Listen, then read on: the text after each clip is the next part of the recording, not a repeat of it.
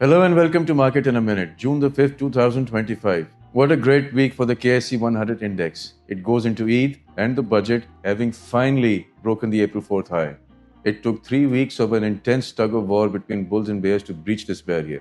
But notice it only happened when finally the RSI crossed above 60, as we've been saying all of these 3 weeks. But does that mean it is all good now? All we have now is a rise to higher highs and higher lows. Let's take a closer look. So this is basically what happened. This Wednesday is the day when finally the index broke this high.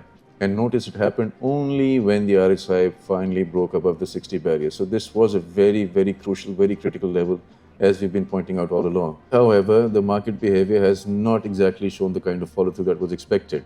The market is down 157 points, but after a gap up at the opening. Let's look at what really happened during the day. This is the hourly chart. This is the first hour's activity, and the market more or less has stayed within this range all day and ended slightly lower. But on the daily chart, the down volume today was much higher than usual. It was very high volume, and the RSI is now also once again going back towards 60. Going forward, the thing we have to notice now is that since the market is above all important moving averages, it is showing increasing volume. It is also now broken above the all-time high.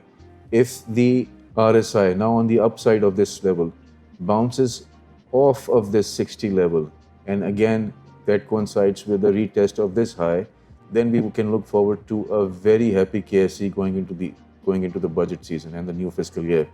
So all eyes are still on the RSI, this time looking for a bounce back above 60 as opposed to trying to break 60 from the previous 3 weeks.